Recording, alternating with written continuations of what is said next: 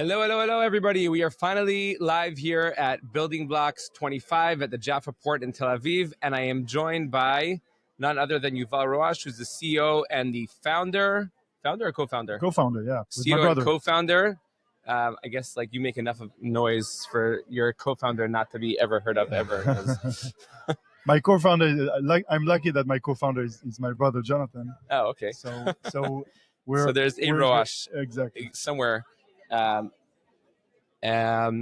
Okay, so I've actually been hounding you for a while, wanting to get you on the pod. Specifically, when it was relevant, I wanted to talk about the Solana-based stablecoin that you guys are orchestrating.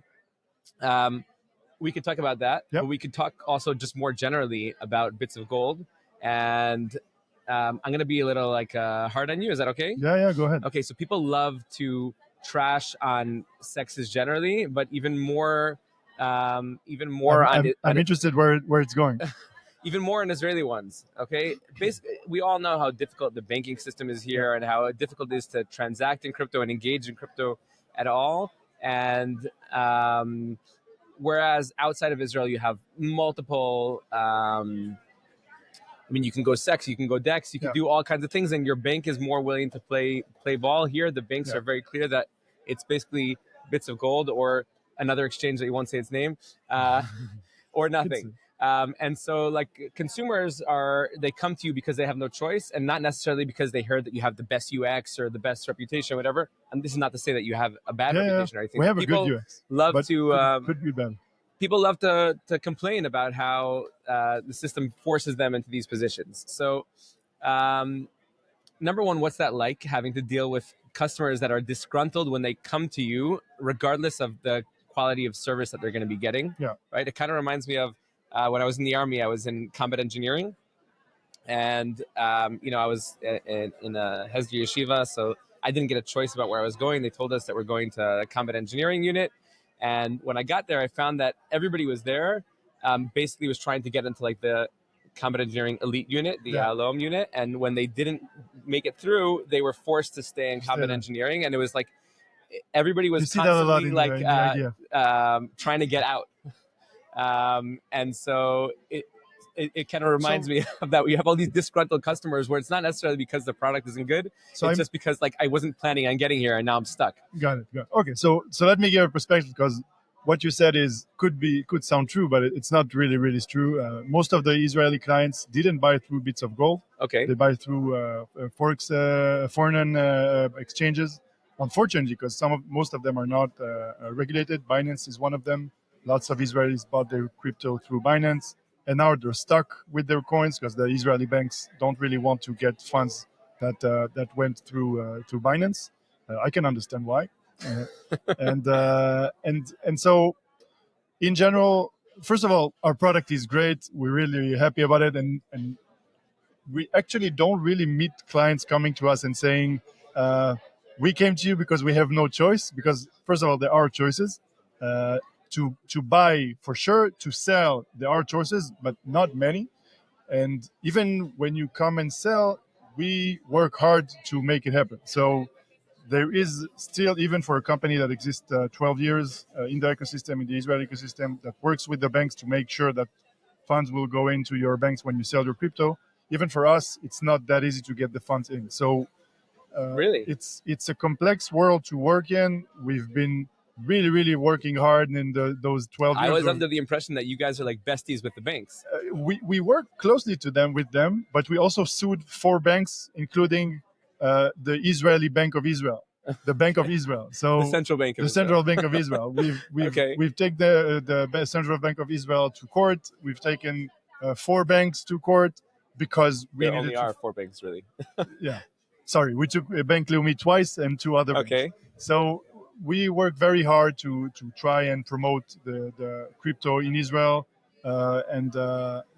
Yes, I was under the impression that you guys are besties, but I think it's also important for customers to understand. Okay, again, I'm from a user perspective, it's a definite pain point that I'm forced to work with, like the 1 or 2 Israeli exchanges. So you might not see it on your side, but on my side, it's a point of contention. I think it's important for people like me and other users to understand that it's not a walk in the park for you guys either. That Yeah. you are fighting the good fight, even just to make these basic services. It's like it's a basic human right outside of Israel, but it's not so obvious that it is and it will be here in Israel. So first of all, thank you for your service. I'm happy to do it.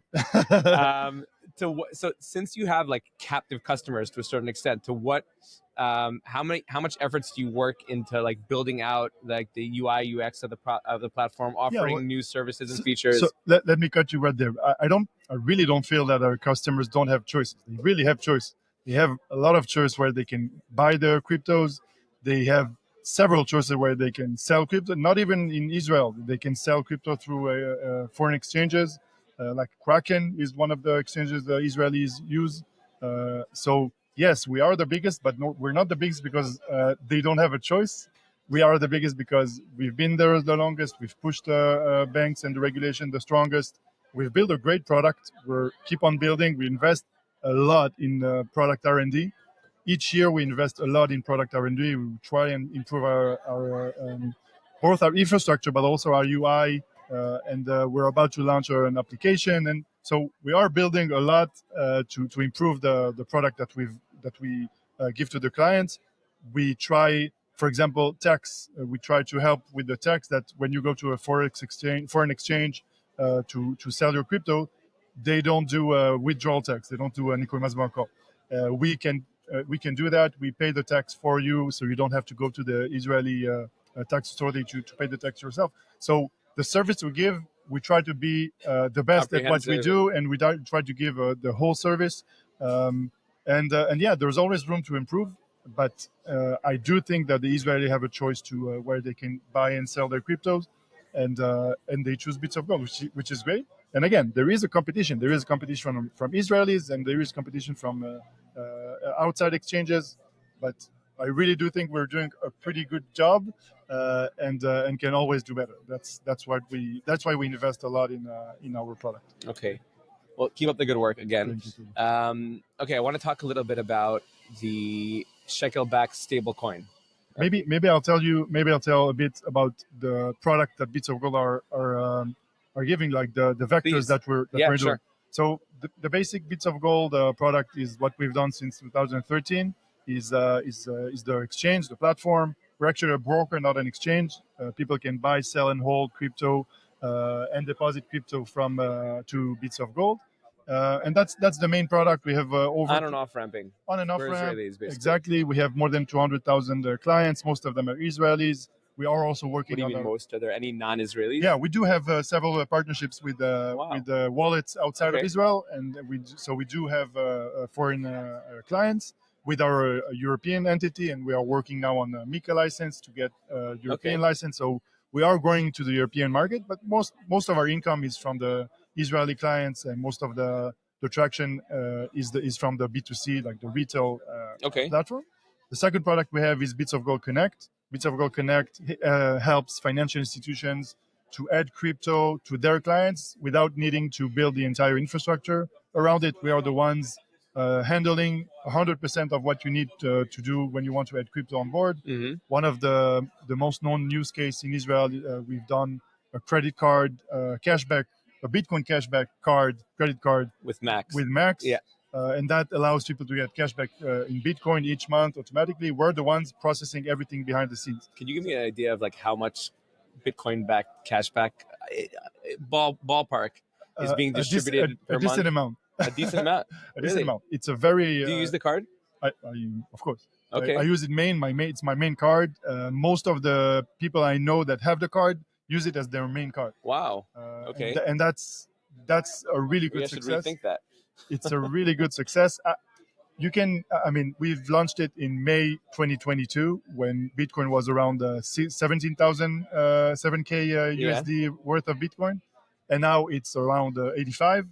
And so whatever I've cashed back, I got cash back in Bitcoin is now worth, I don't know, 4 times what it is. So people like the product, people use it, they make it their main card. And we have an amazing statistics on people using it as their main card because it's the only card that you get a real value and that keeps on growing. The coins, points that you get when you do a card for flights points or whatever, it's a good card, but most of the Israelis don't really use the points they got, and usually the points tend to go lower in value with time. So that's the only card that you get real value in Wow. real Okay. Bitcoin. And we also handle the withdrawal tax, like the tax when you sell it. So that's the second product, and we do it with financial institutions. That's our go-to market through the European market.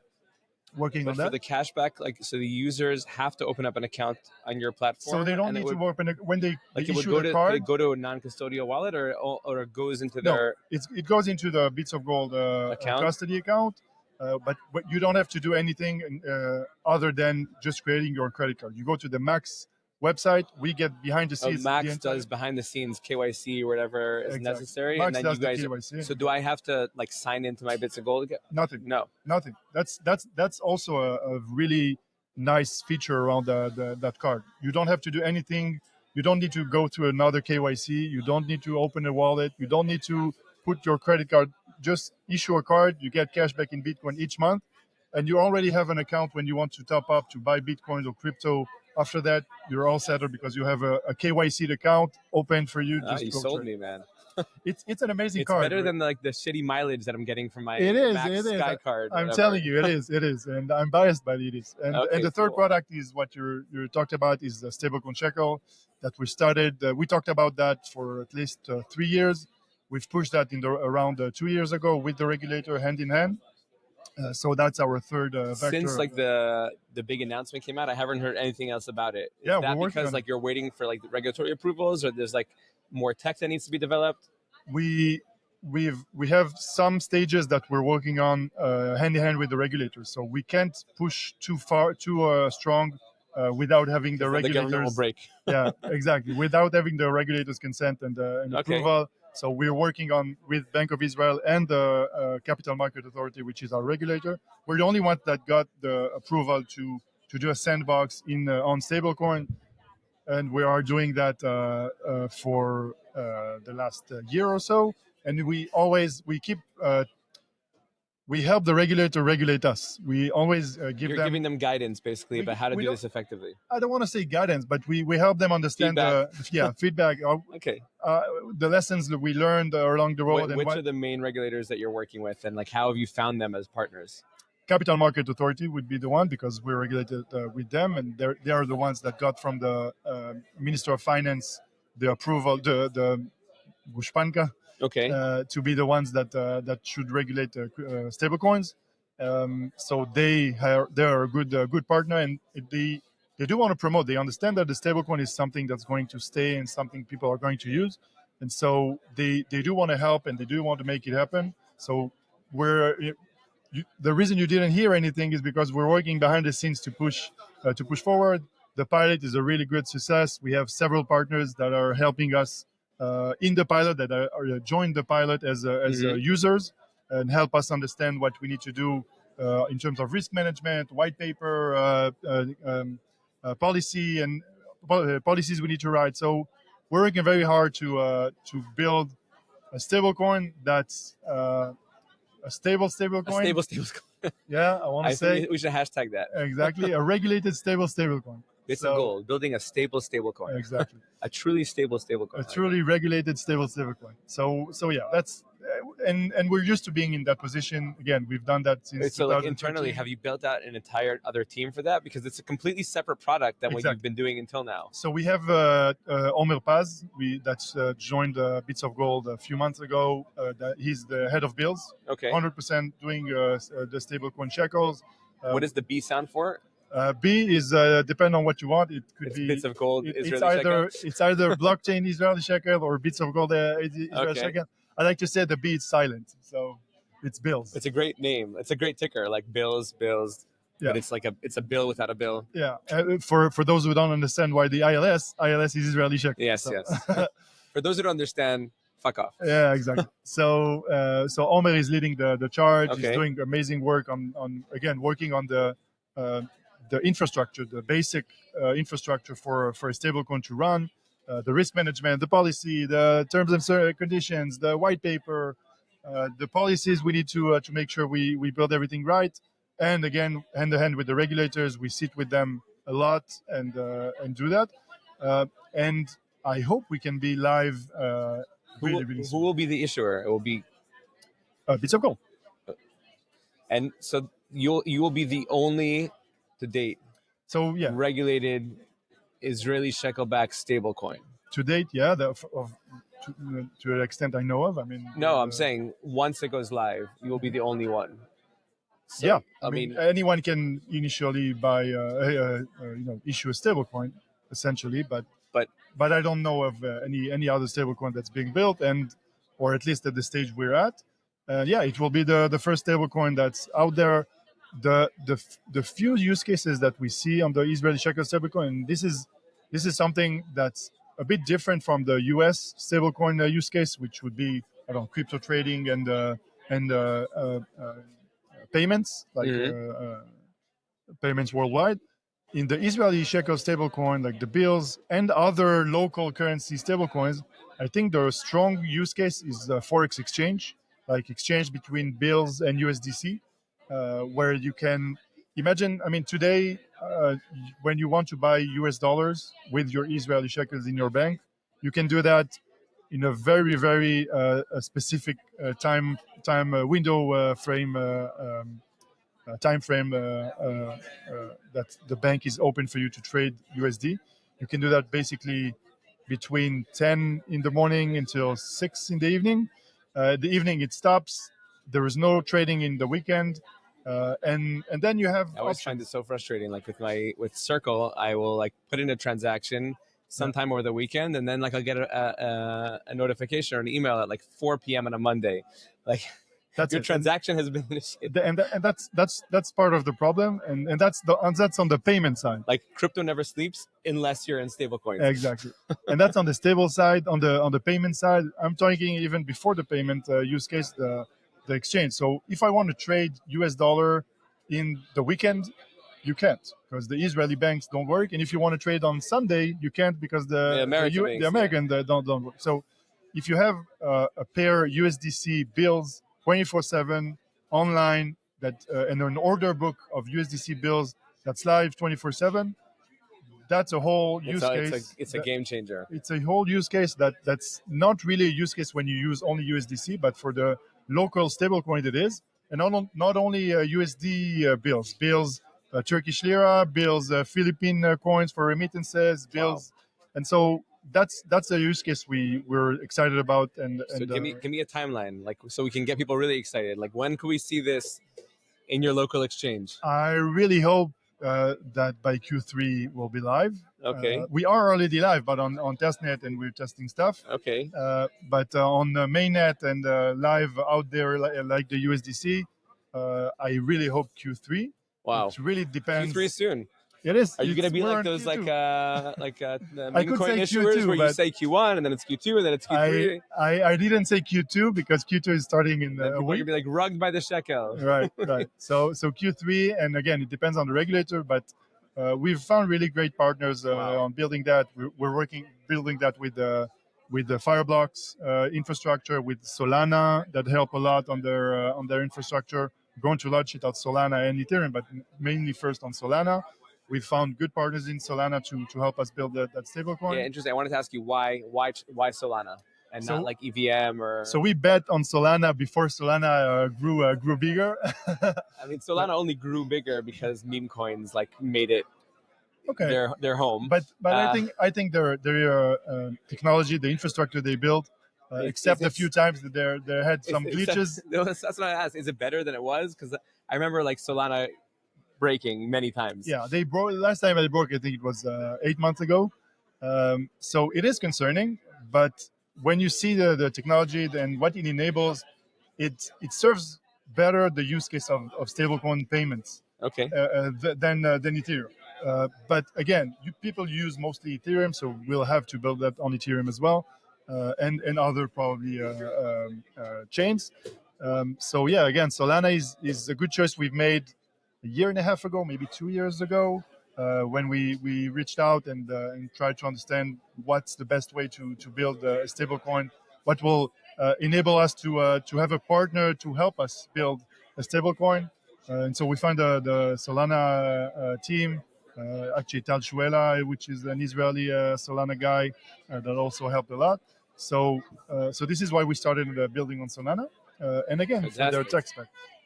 Okay. So we covered Bits of Gold, we covered your max cashback card, and we covered BILS, which is really the thing that I wanted to talk to you about most over the past few months. And I'm happy we didn't speak then, because you probably would have had less meta to give me. That's what I wanted to wait. And what better place to do it than in beautiful Tel Aviv. We got the sun shining. We're sunglasses off, but just for the recording session. We thought putting the sun off.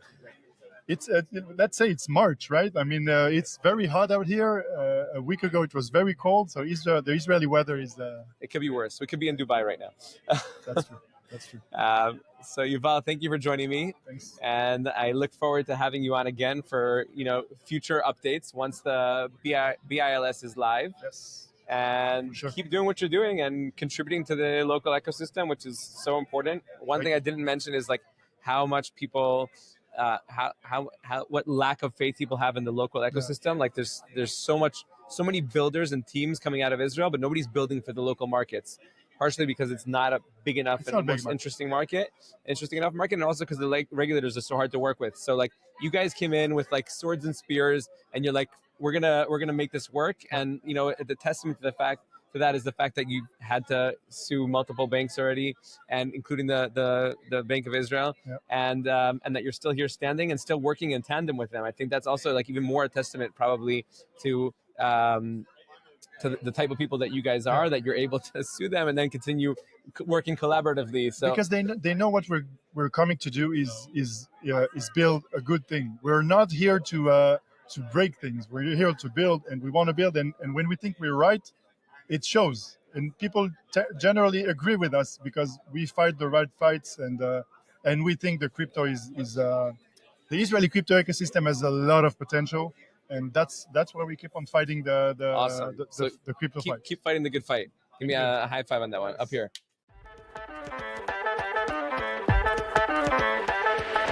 Thank you for listening to Beyond the Code. If you enjoyed this episode, make sure to subscribe, share with your friends, and to tune in again next week for more fun and insightful conversation.